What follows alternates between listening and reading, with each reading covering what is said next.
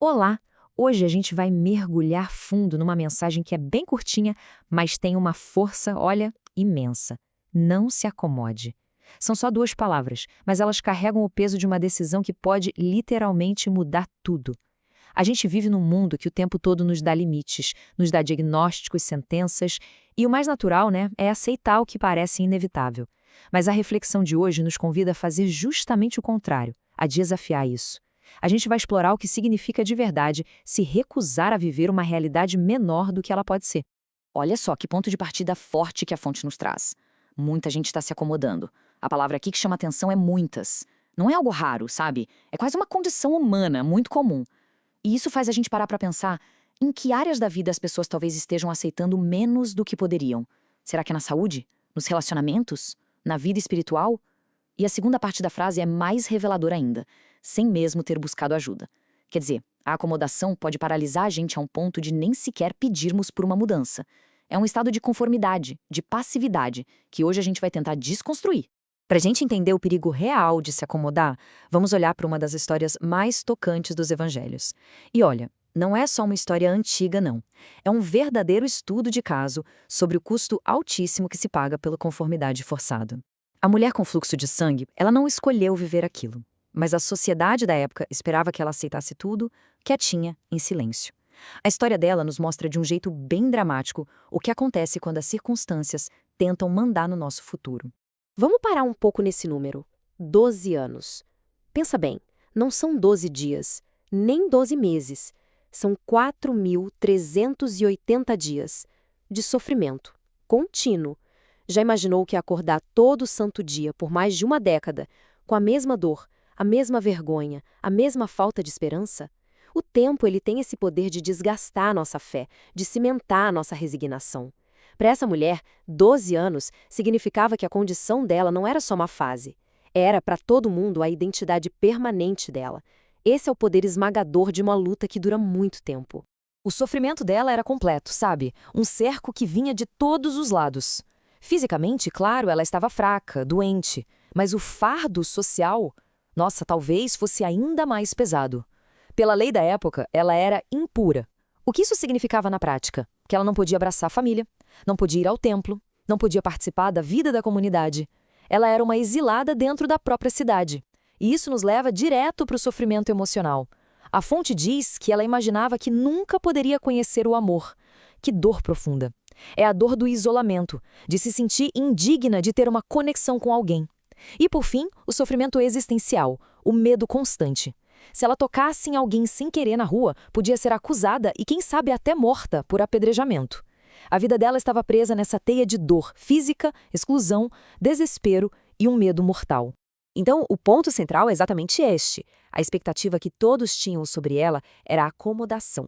A sociedade, a religião, a própria condição física dela, tudo conspirava para dizer, olha, o seu destino é esse. Aceita. A identidade dela tinha sido roubada e trocada por um rótulo, a impura.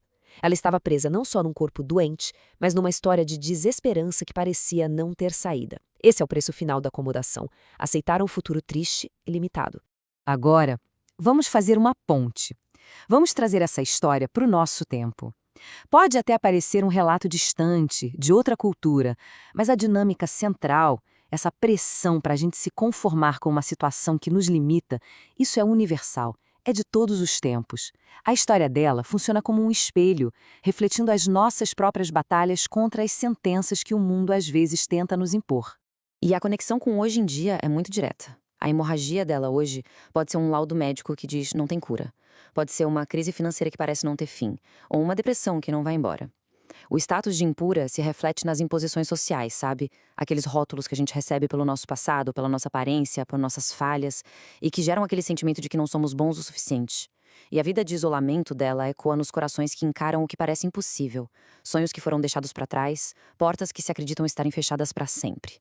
A pressão para se acomodar existe hoje, só que com nomes diferentes. E aqui a fonte nos dá uma lição teológica fundamental, a verdadeira chave para quebrar o ciclo da acomodação.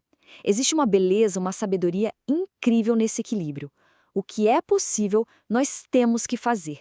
Isso é um chamado para ação, para nossa responsabilidade.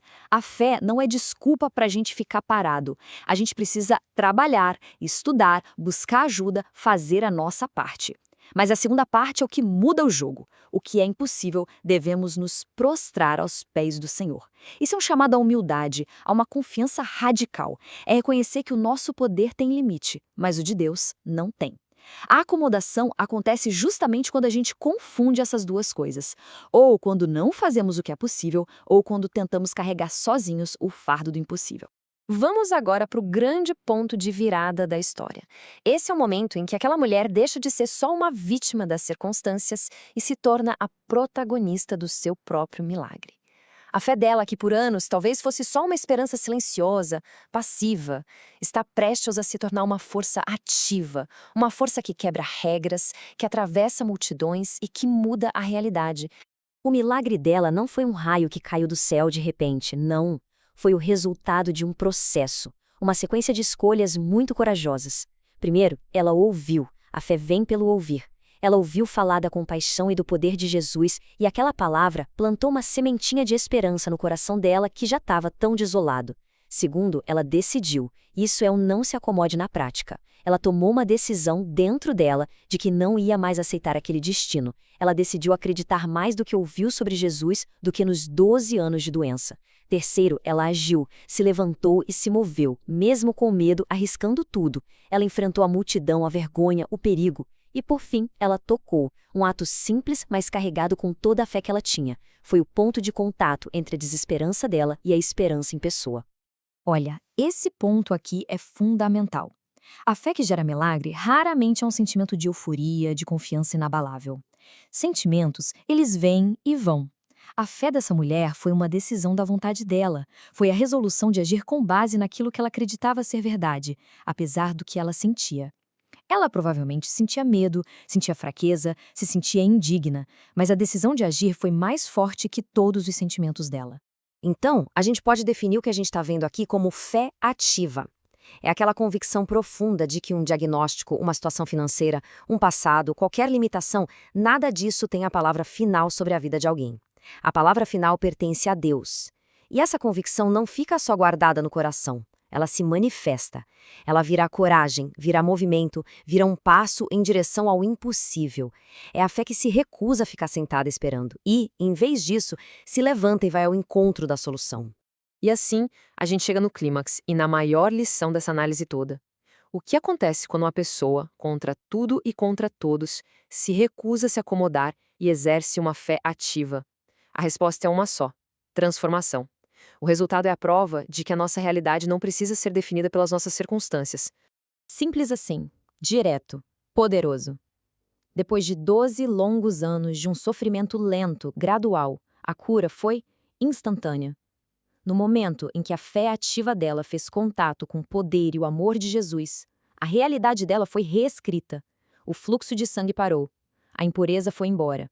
A sentença de uma vida de isolamento foi revogada. Isso nos mostra que um único momento de fé ativa pode reverter anos e anos de sofrimento passivo. A fonte termina com essa afirmação extraordinária. Isso não quer dizer que a vida vira um espetáculo sobrenatural o tempo todo. Claro que não. Significa que, para quem cultiva uma fé ativa, a intervenção de Deus no impossível deixa de ser um evento raro e se torna um padrão de vida. É viver com a expectativa de que Deus pode agir e vai agir, se movendo naquelas áreas onde a gente não consegue. É aprender a ver a mão dele tanto nas grandes libertações quanto nas pequenas provisões do dia a dia. É um estilo de vida de dependência e de expectativa. Então, para a gente amarrar tudo o que vimos, primeiro, se acomodar é concordar com uma história de derrota. Segundo, a fé ativa é a nossa ferramenta para reescrever essa história. Terceiro, é justamente nos lugares onde a lógica humana diz é impossível que a fé encontre o seu campo de atuação mais poderoso. E, finalmente, o milagre espera pela nossa decisão de nos movermos. A ação é a linguagem que a fé fala. E a gente termina com essa pergunta que traz toda essa análise para o campo pessoal. Depois de tudo isso, a questão não é mais sobre a mulher do fluxo de sangue, é sobre cada pessoa. Qual seria a hemorragia de 12 anos de alguém hoje em dia? Qual laudo, qual limitação, qual imposição social está levando a uma conformidade silenciosa? A lição dessa história não é só para a gente admirar, é para a gente aplicar. Ela nos deixa com um desafio e, ao mesmo tempo, uma promessa. Não se acomode, porque o poder que cura e que restaura continua acessível à fé que ousa agir.